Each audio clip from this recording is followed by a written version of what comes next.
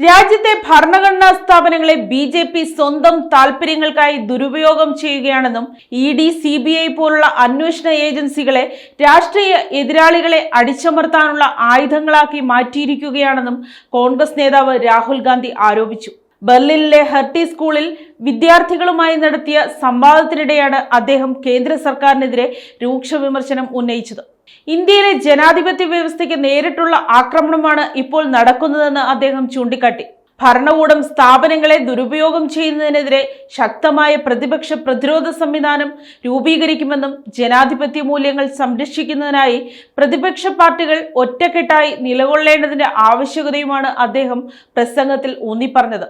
രാജ്യത്തെ സുപ്രധാന അന്വേഷണ ഏജൻസികളായ ഇ.ഡി., CBI എന്നിവയെ ബി.ജെ.പി. രാഷ്ട്രീയ ആയുധങ്ങളായി ഉപയോഗിക്കുന്നുവെന്നും പ്രതിപക്ഷ നേതാക്കളെ മാത്രം ലക്ഷ്യം വെക്കുമ്പോൾ ബി.ജെ.പി. നേതാക്കൾക്കെതിരെ കേസുകളൊന്നും രജിസ്റ്റർ ചെയ്യാത്തതാണെന്നും രാഹുൽ ഗാന്ധി ആരോപിച്ചു.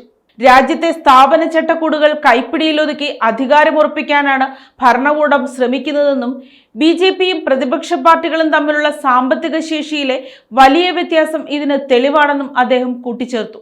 ഭരണകൂടത്തിന്റെ ഇടപെടലുകൾ ജനാധിപത്യത്തെ ഭീഷണിപ്പെടുത്തുന്നതാണെന്നും കോൺഗ്രസിനെയോ പ്രതിപക്ഷത്തെയോ പിന്തുണയ്ക്കുന്ന ബിസിനസ്സുകാർ പോലും കേന്ദ്ര ഏജൻസികളുടെ ഭീഷണി നേരിടേണ്ടി വരുമെന്നും അദ്ദേഹം വ്യക്തമാക്കി.